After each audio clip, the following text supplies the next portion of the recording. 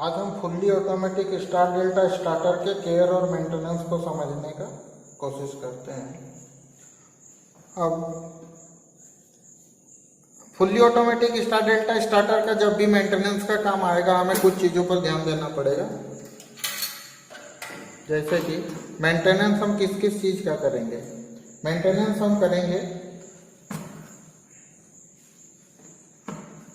Connecting terminal का, दूसरा हमारा ओवरलोड रिले का, तीसरा फिक्स कॉन्टैक्ट मूविंग कॉन्टैक्ट का, चौथा प्लंजर का, पांचवा एनवीसी का, छठा एनओएनसी कॉन्टैक्ट पॉइंट का, सातवां हमारा टाइमर का। तो जब हम लोग मेंटेनेंस वर्क में रहेंगे, प्रिवेंटिव मेंटेनेंस के समय में हमें वीकली इसके टर्मिनल्स को टाइप करना पड़ता है अगर हमारा मशीन रेगुलर रन कर रहा है तो हम लोग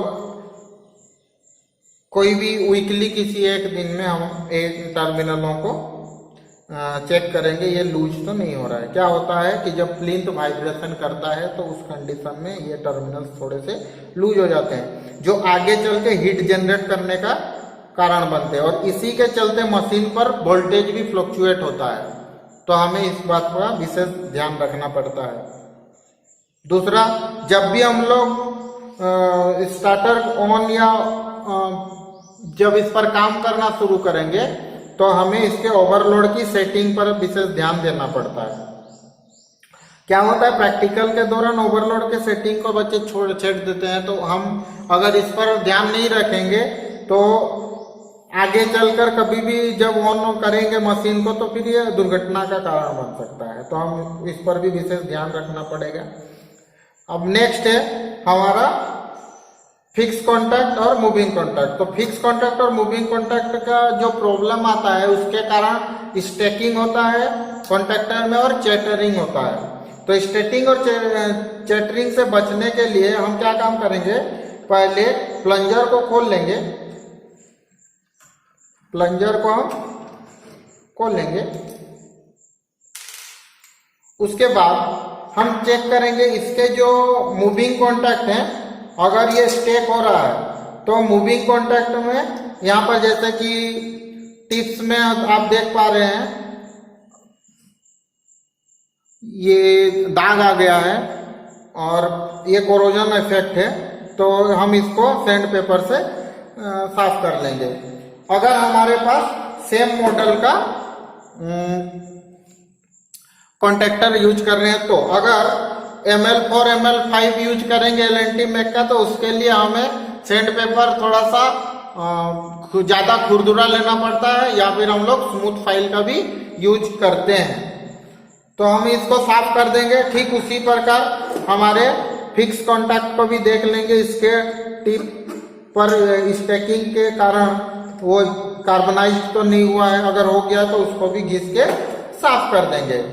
अब दूसरी बार आती है चैटरिंग का। मशीन कॉन्टैक्टर चैटरिंग तब करेगा जब इसमें वोल्टेज प्योर नहीं मिल रहा या फिर इसका जो हमारा प्लंजर के आर्म है वो इसके साथ सही से कोर को चिपक नहीं रहा हो। तो ये दो कारण से हो सकता है, या तो इसका प्लेसमेंट गड़बड़ाया हो सकता है या फिर इसमें मॉइस्चर के कारण जंग लग गया होता है। तो जंग लगने की स्थिति में हम इसको साफ कर लेते हैं। वही सेम प्रोसेस है हमारा साफ करने का, इसको सैंड पेपर से घिस के जंग हटाने का प्रयास करते हैं। और हम लोग क्लीनर यूज करते हैं CTC वगैरह।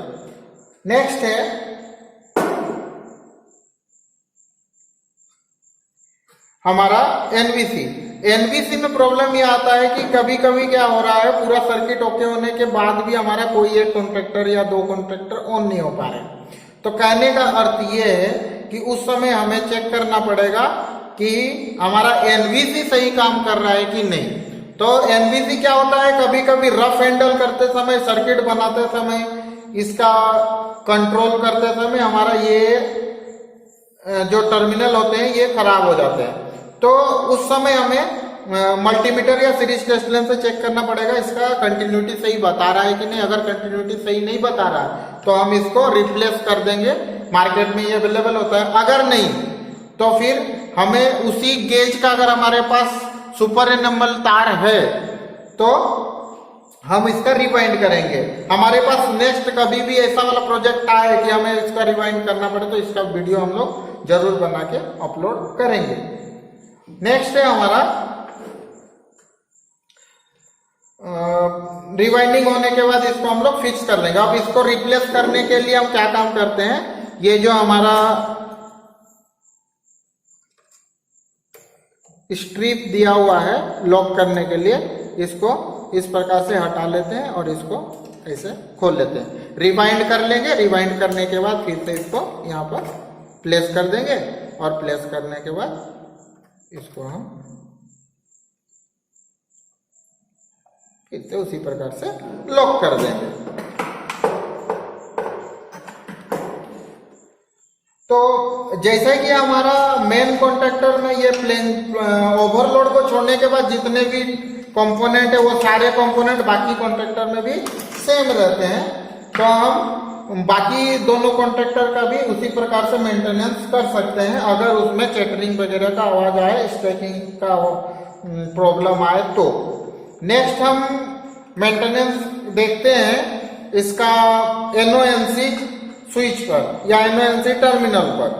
तो एनओएनसी टर्मिनल को हम लोग दो तरीका से चेक करते हैं। पहला तो हम सीरीज से चेक कर लेंगे या मल्टीमीटर से चेक कर लेंगे इसका एनओ टर्मिनल और एनसी टर्मिनल प्रॉपर काम कर रहे हैं कि नहीं।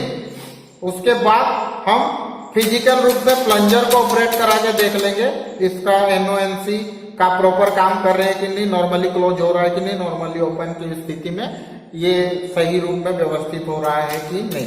तो ये दो तरीके से हम लोग इसका एनओ और एनसी कॉन्टैक्ट पॉइंट को चेक कर लेंगे। नेक्स्ट बारी आती है हमारा टाइमर का, जो ऑटोमेटिक स्टार डेल्टा स्टार्टर में सबसे ज्यादा समस्या उत्पन्न करता है।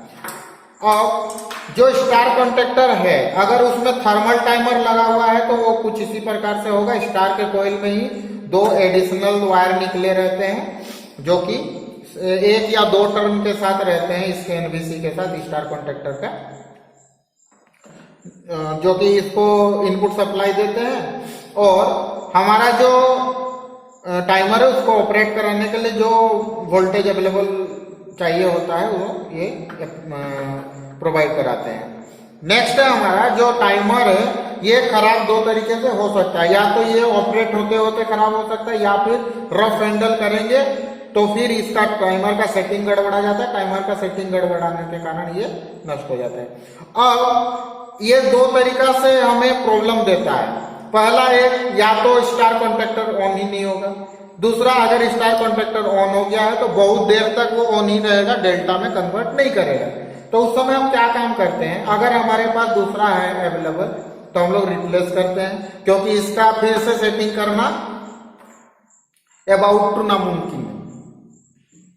तो हम क्या काम करते हैं, इसके स्थान पर इसके ये जो दो टर्मिनल है कॉमन और एनसी, ये कॉमन और एनसी टर्मिनल में से जो दो तार निकले रहेंगे उन दो तारों को यहाँ से खोलना है और उसके स्थान पर उन दो तारों को इसके एनओ में लगा देना है। ये एनओ स्विच है, ऑन पुश बटन स्विच है। इसके एनओ टर्मिनल को चेक करेंगे, इसका एनओ टर्मिनल, जैसे कि इसमें ये दो एनओ टर्मिनल है। अब हमारा ये दो टर्मिनल का काम करेंगे। जो भी तार इनपुट में आया है उसको एक पॉइंट में लगा देंगे और ये वाला एमसी से आउटपुट जाता है स्टार्टर के कोइल में, तो हम लोग यहाँ से एक आउटपुट निकाल के स्टार्टर के कोइल में डाल देंगे। तो इस प्रकार से अगर ये तभी काम करेगा जब हमारे पास ये अवेलेबल ना हो। अगर अवेलेबल है तो हम रिप्लेस करेंगे, अगर नहीं है तो क्विक ऑपरेशन के लिए हम लोग उसके स्थान पर एक एनओ स्विच का यूज करेंगे। तो उस समय क्या हो जाएगा, हमारा ये जो fully automatic star delta starter है वो semi automatic star delta starter के जैसा काम करेगा। उसका ऑपरेशन कुछ इस प्रकार से होता है, जैसे पूरा सर्किट कंप्लीट करने के बाद मेन स्विच को ऑन करेंगे। मेन स्विच को ऑन करने के बाद इस ऑन पुश बटन को प्रेस करके रखेंगे और इसके स्टार्ट पुश बटन को दबा देंगे। अब मशीन स्टार में रन करेगा। जैसे ही हमें लगा कि मशीन अपना रेटेड स्पीड पा लिया है तो फिर हम इसको छोड़ देंगे और मशीन डेल्टा में शिफ्ट हो जाएगा। ध्यान रखने वाली बात यह है कि उस समय इस प्रकार का जो स्टार्टर है इसको हम लोग ऑटोमेटिक स्टार्ट डेल्टा स्टार्टर नहीं बोल सकते, वो सेमी ऑटोमेटिक हो जाएगा due to this NONC switch.